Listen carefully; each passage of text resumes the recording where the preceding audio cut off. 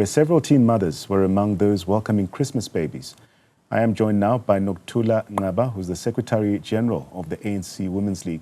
Ms. Nqaba, good to have you on the program this evening, despite the topic that we are discussing. And of course, the report of 90 teenage mothers giving birth on Christmas Day. This is quite alarming. Why is tackling teenage pregnancy such a priority for the ANC Women's League? Good evening, and thank you very much for hosting the Women's League, and greetings to the viewers also at home.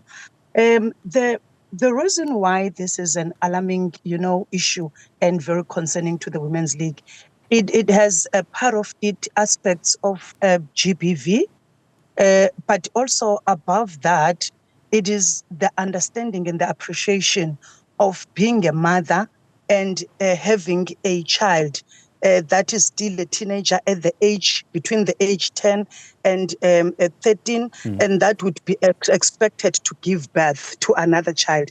We understand that it has also elements that would affect our socio-economy, which might also be a contributing factor to those children, to those teenagers that are being, subjected to that kind of an environment at that very early age. It is also to be alive to the reality of a child of that age in a classroom environment. Remember, besides the preschool, arrangement, a child starts to get to a normal system of education in South Africa at the age of 7. So when you get to be pregnant at the age of 10, that simply means you had to be exposed to that environment within a space of 3 years that you are in the system of education as someone who is now being taken care of and being educated with other things. But to be subjected to even be in a sexual, intercourse with a person of a 28-year-old age versus that of a 13-year, if you look to the case of Limpopo, where there is a case that is being opened on the statutory rape that took place there.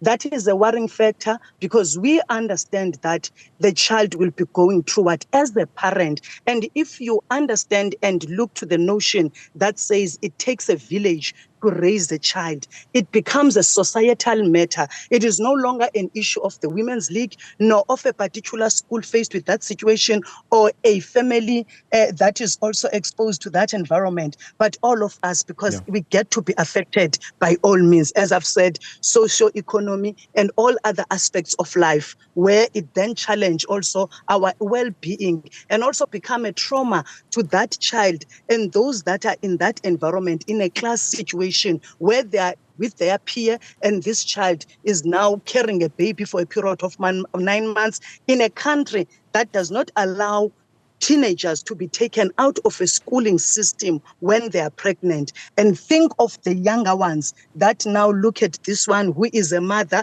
but at their very same age. So there are many factors to this. And as a normal parent, be it a mother or a father, if you are a caring, responsible parent, you will then find serious concern and a very alarming situation. If you are in a society that you have children that give to birth, even one, it should be a concerning factor. When they go beyond 50 and above, it becomes a worrying issue and it becomes a societal matter, which I think it informs this interview from your side, because you understand the importance of our intervention as the Women's League and also everyone and other stakeholders that are relevant into this space to assist. Hence, we call all government departments, private sector, and all other sectors to be part and hold hands and find a solution moving forward on how we can curb the situation.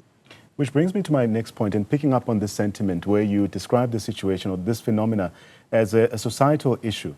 You've called for government departments like health, education, as well as social development to really work together to combat this. But what steps would you like to see them taking to really address this issue? And what's your involvement as a league?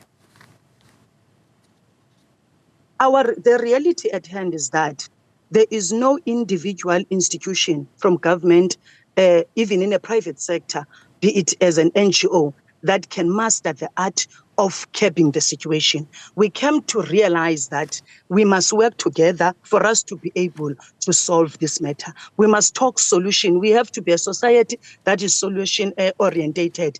And as Women's League, we are very clear that nothing would happen if we are keeping quiet, because we are raising this not to grandstand, not to be some demagogues of some sort or populists, but to say, if it happens, it doesn't have to be your child. If it happens to any other woman's child or any, because it can be a child-headed family kind of that is exposed to this environment. It can be someone who is raped. It exposes them to HIV, AIDS issues in terms of the infection. The contributing factor can be because I'm not working, or a teacher for that matter from my school says, for you to move to a next grade, I must do this with you and give me the terms and conditions. And that it means to engage into that statutory rape because I want to pass to the next grade. And I'm not aware, I'm not clear because I'm still young about these things. Hence, we are saying, if as parents in the ANC Women's League also saying that we are a leader of a society, we can't be quiet, and without us, there is nothing that would happen to change the society. Hence, we are saying we can't be left behind, no outside. Let's bring everyone together with us and let's work collectively to assist the state, because government alone, there's no way that they will resolve the matter. Hence, we are saying the school governing body, they must take responsibility and also raise the awareness. It should not be about the well-being of the school for them. It should be about the well-being of these kids. And there must be an awareness campaign about the statutory rate, and all the relevant government departments must put their hands together and educate our parents at home, the SGB, the SRCs, the principals, because truth of the matter is that teachers themselves, they would not have jobs, no salaries to feed their families if these kids, they get to be exposed to this statutory rape, they get to be pregnant at that teenage age, and they pull out of the system, they become dropouts, and their source of income then becomes contested by that negative impact of a teenage pregnancy. Right. So we are saying, working together, that's what will help our society to improve. Issues of moral degeneration, where we have challenges of a country that survive into a space that lacks values, norms, standards, and we do as if we don't have a future that we want to build for our own children. And it brings all of that together, including the Women's League. And we always make this call that even yourselves, from the media environment, you can be exposed to this matter by your child, by your nephew, by your niece, and it can happen any other way. And if we work together and creating these platforms and allow us to talk more and amplify these ideas, it actually educates and make everyone aware and awaken of the reality at hand. And we are saying, working together, including ourselves, part of the efforts of ensuring that we embark into curbing the situation. If we are unable to stop it immediately, let's find a way as to how do we reduce the numbers as we soldier forward to make sure that it is no longer existing in our school, not with our kids. Enough is enough, because GBV means that it's something that you are subjected to, that you are not compatible, but the material conditions might dictate, and you are subjected to something that you were not happy to be part of, but you were forced because you needed to benefit something at the end of the day, willingly, knowingly, or unknowingly, Right. but it does happen. Nokuthula Nqaba, thank you so much for your time, sharing her thoughts and insights. And we really hope to see real progress in supporting young girls across South Africa. Of course, she's speaking for the ANC Women's League. We bring you a sport update with Gwena in a short while. Do stay with us.